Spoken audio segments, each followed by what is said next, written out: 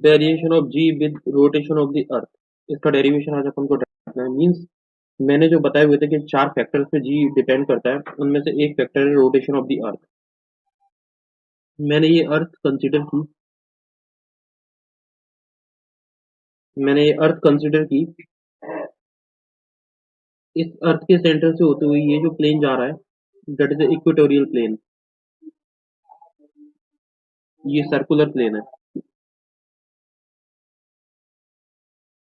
इस equatorial plane में इस अर्थ के सेंटर से एक लैम्डा एंगल पर कोई एक पॉइंट कंसिडर किया पी। ये पॉइंट है, ये रोटेट हो रहा है। जब ये रोटेट हो रहा है तो इसका ये जो नॉर्थ एंड साउथ पोल है, ये वाला पोल है नॉर्थ पोल, ये वाला पोल है साउथ पोल। जब ये रोटेशन होगा तो रोटेशन से क्या होगा कि ये बाहर की तरफ एक फोर्स लगाएगा जिसे बोलते हैं अपन सेंट्रीफ्यूगल फोर्स।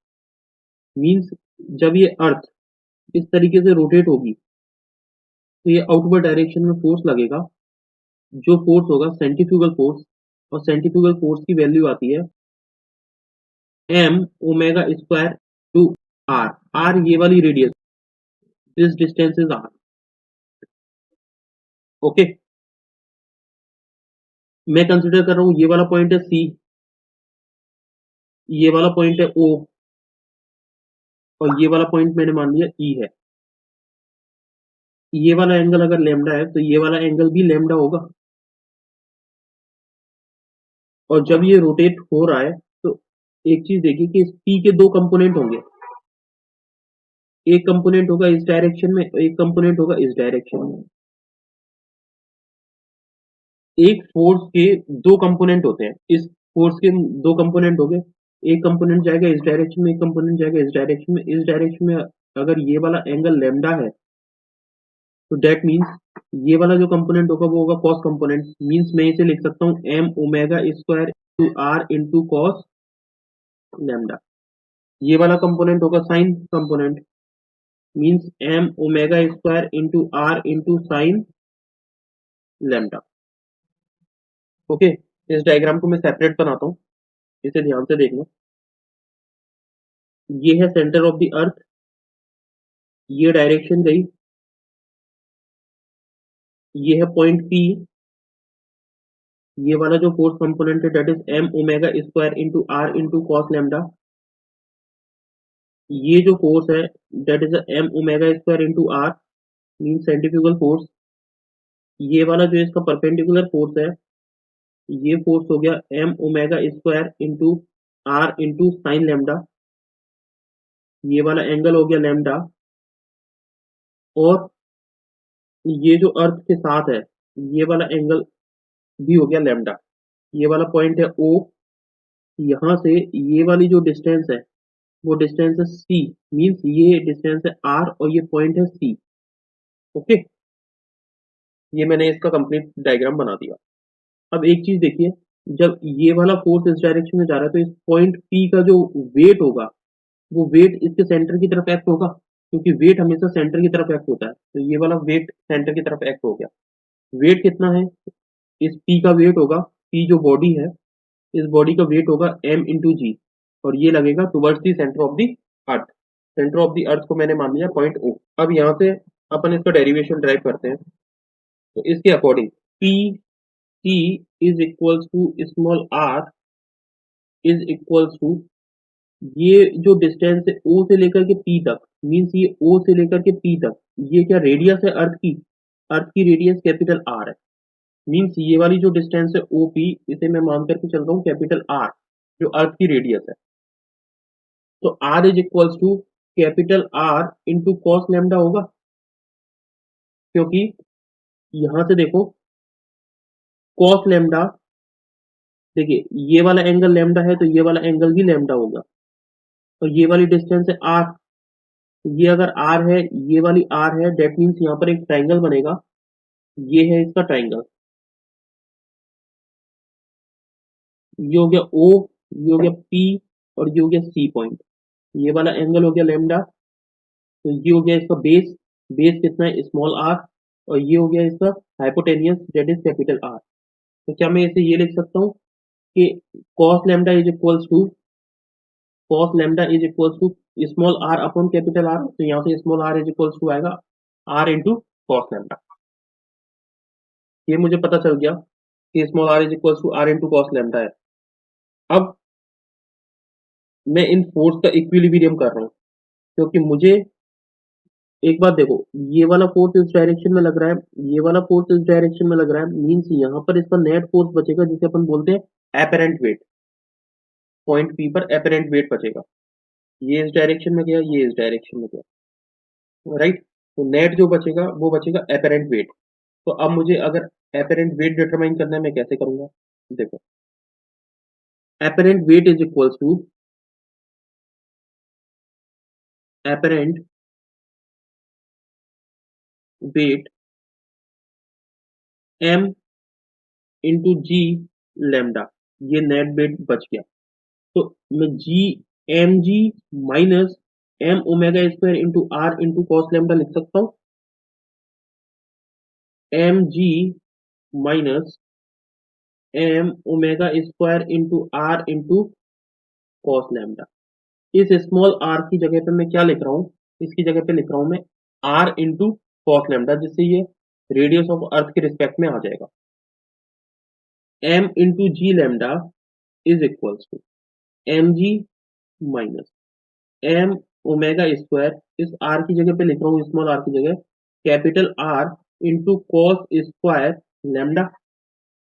यहाँ मास से मास कैंसिल आउट हो जाएगा, बचेगा G lambda is equal to G minus omega square into are into cos square lambda.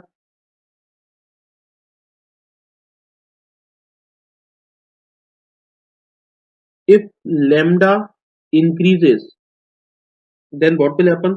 Cos lambda will decrease, right? और cos lambda अगर इसकी वैल्यू डिक्रीज हो गई, इसकी टोटल वैल्यू डिक्रीज हो गई, तो इसका मतलब यह है कि जी लैम्डा की वैल्यू विल इंक्रीज हो जाएगी। Means g lambda will increase, और जी लैम्डा इंक्रीज होगा, that means apparent weight will increase, right? तो मैं यहां से एक चीज लिख सकता हूं, एक इस डायग्राम को देखो ध्यान से। ये वाला प्लेन है, ये इक्वेटर, और ये है पोल। तो जैसे जैसे मैं इक्वेटर से पोल की तरफ अगर जाऊंगा, तो लैम्डा की वैल्यू इंक्रीज होगी, और लैम्डा अगर इंक्रीज होगा तो कॉस लैम्डा डिक्रीज होगा। ये देखो, अगर लैम्डा इंक्रीज होगा तो कॉस लैम्डा डिक्रीज होगा, कॉस लैम्डा डिक्रीज होगा मीन जी लैम्डा इंक्रीज होगा। तो अगर मैं इक्वेटर से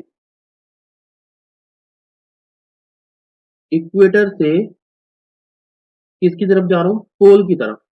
इक्वेटर से पोल की तरफ जाने पर जो एपरेंट वेट है, एपरेंट वेट वो इंक्रीज हो जाएगा। एपरेंट वेट किसकी वजह से इंक्रीज हुआ? क्योंकि जी लैम्डा इंक्रीज हुआ। Means I can write, if we move if we move from equator to pole, the acceleration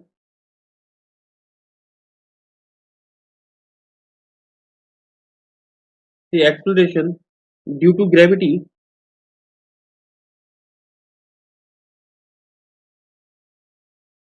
will increase।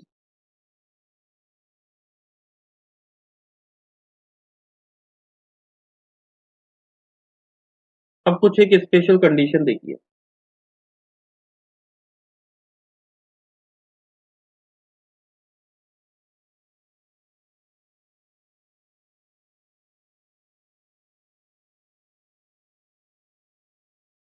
पहला, अगर मैं बात करूं एट इक्वेटर,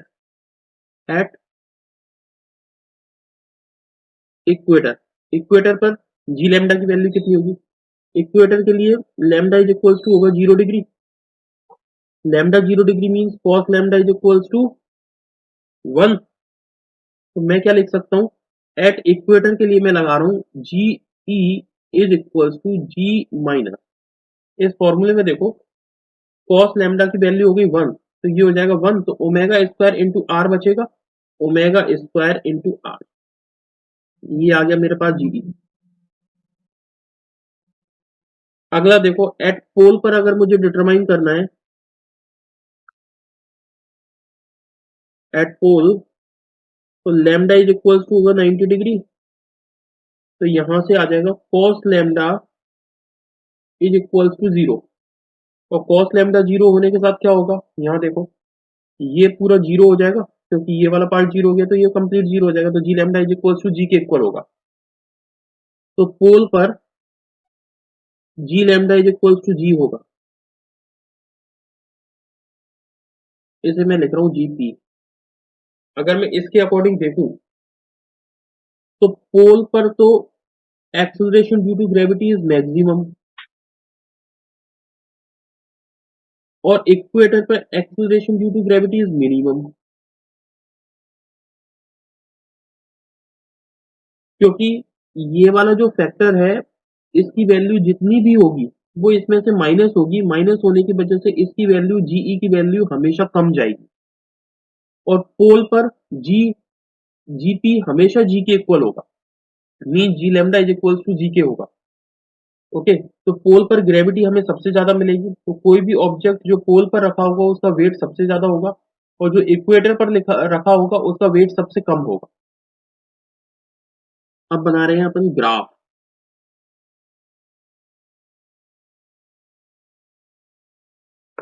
ये है मेरे पास अर्थ, एक पॉइंट मैंने कंसिडर किया, वो यहां पर है, मीन्स इस अर्थ के आउटसाइड है, राइट। तो अर्थ से लेकर के और इस सरफेस तक के बीच की डिस्टेंस कहलाती है इसकी रेडियस, और इस सरफेस के पॉइंट से इस पॉइंट तक के बीच की डिस्टेंस कहलाती है H, that is called the height. और ये जो कंप्लीट डिस्टेंस है इसे बोलते हैं अपन स्मॉल आर। मींस इस कंडीशन में मैं कह सकता हूं कि small are is greater than capital R है। अगर यहां पर मुझे अब इस पॉइंट पर मुझे ग्रेविटी डिटरमाइन करनी है, ग्रेविटी से मतलब एक्सेलरेशन ड्यू टू ग्रेविटी, तो इस पॉइंट पर अगर मुझे डिटरमाइन करना है तो मैं कैसे डिटरमाइन करूंगा, मैं लिखूंगा G H is equals to capital G M upon R plus H का स्क्वायर।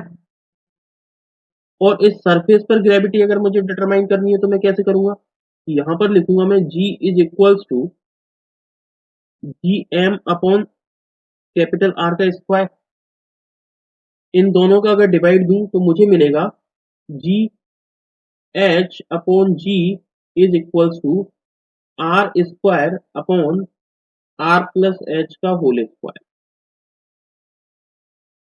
आर प्लस एच किसके इक्वल है, स्मॉल आर के इक्वल है, मीन्स जी एच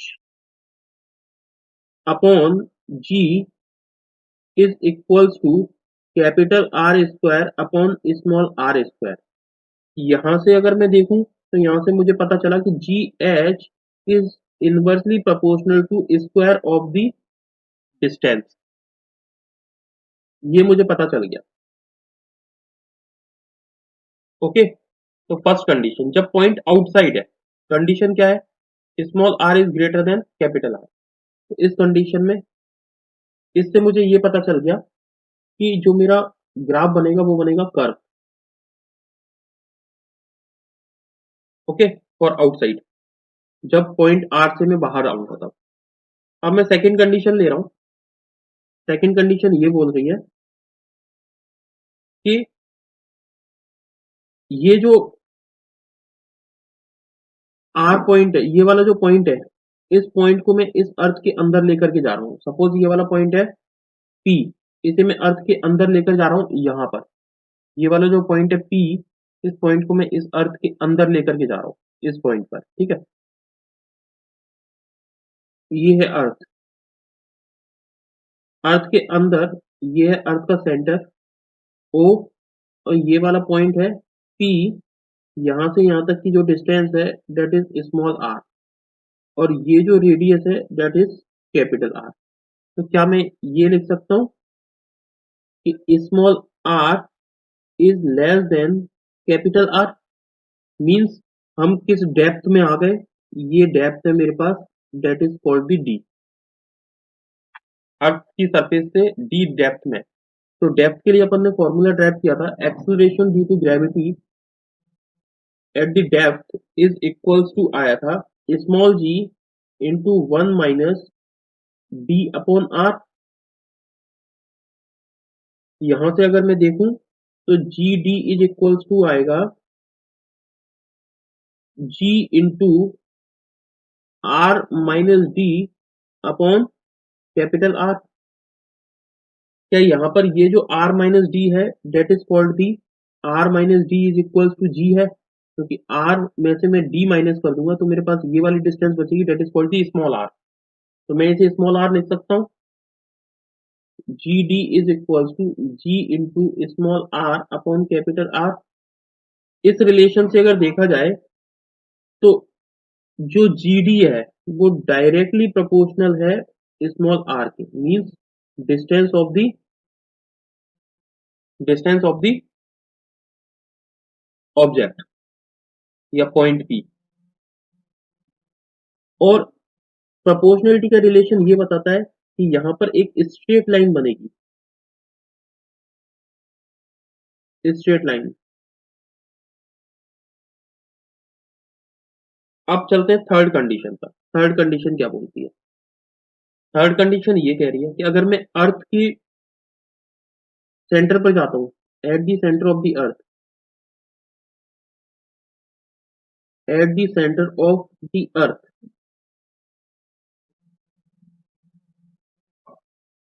तो सेंटर ऑफ द अर्थ पर क्या हो जाएगा, जो स्मॉल आर है वो हो जाएगा जीरो।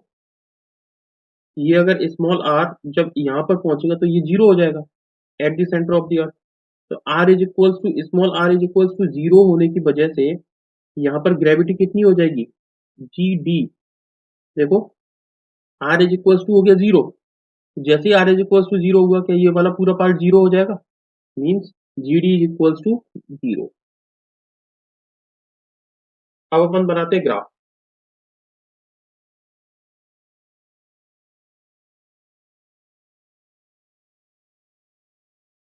ये है स्मॉल जी और ये है आर, मीन्स डिस्टेंस।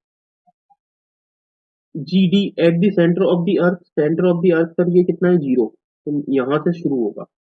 अब जैसे ही मैं, जब तक इसकी डेप्थ में रहूंगा, मीन्स पॉइंट ओ से लेकर के और इसकी सरफेस तक मैं मूव करूंगा, तब तक ये जो है ग्रेविटी वो डेप्थ में रहेगी, और जब डेप्थ में रहेगी तो इसका मतलब ये है कि G D is equals to कितना हो जाएगा, प्रोपोर्शनल टू आर के होगा।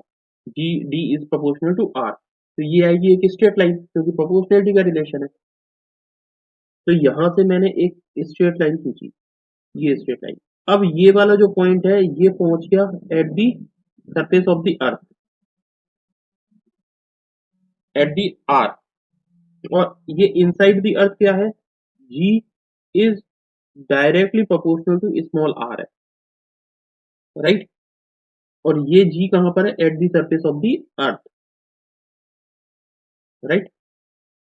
अब देखो यहां से जैसे ही मैं ऊपर जाऊंगा, मींस अब ये पॉइंट सरफेस पर आ गया, ये सरफेस पर आ गया था पॉइंट पी। जब सरफेस के बाद अब यही वाला पॉइंट पी कहां पहुंच जाएगा, ये एट हाइट एच पर आ गया यहाँ। तो जब ये हाइट एच पर आया तो are is greater than capital R है, तो यहाँ रिलेशन बन रहा है कि G H is directly proportional to one upon R square है, means one upon R square से मतलब ये हो गया कि ये बनेगा एक कर्व। तो ये मैंने कर्व बनाया, जब ये मैंने कर्व बनाया तो यहां पर आएगा G is inversely proportional to square of the distance, means ये है इसका टोटल कर्व। तो ये रोटेशन के साथ इसका क्या इफेक्ट पड़ रहा है ये अपन ने स्टडी किया। अब इसमें कुछ इंपॉर्टेंट पॉइंट बता रहा हूं मैं। एक्चुअल कंडीशन ये होती है कि अर्थ का जो शेप होता है वो अर्थ का शेप कुछ इस तरीके का होता है, मीन्स ये जो पोल है इस पोल पर कुछ फ्लैटन होता ही है और इधर ये कर्वेचर रहता है, राइट। तो यहाँ पर फ्लैटन रहता ही है,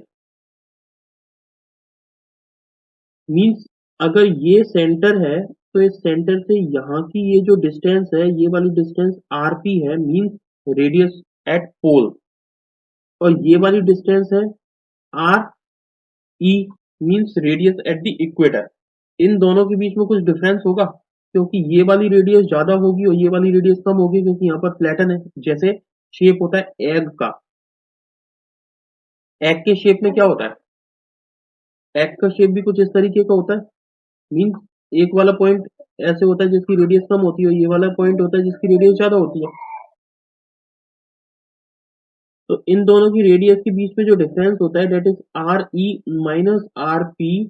ये जो डिफरेंस जाता है वो जाता है 21 किलोमीटर।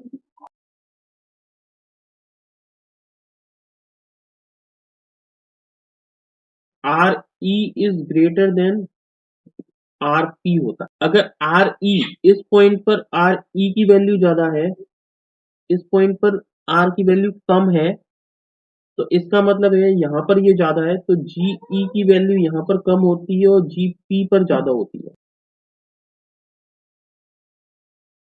क्योंकि जी पी पर क्या कितनी होती है, जी, और जी ई पर कितनी होती है, जी ई पर होती है G minus omega square into R.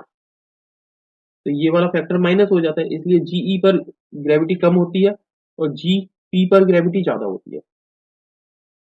तो ये हो गया अपना रोटेशन की वजह से जी पर क्या इफेक्ट पड़ता है, इसका कंप्लीट डेरिवेशन, इसके न्यूमेरिकल अपन आगे करेंगे। Thank you.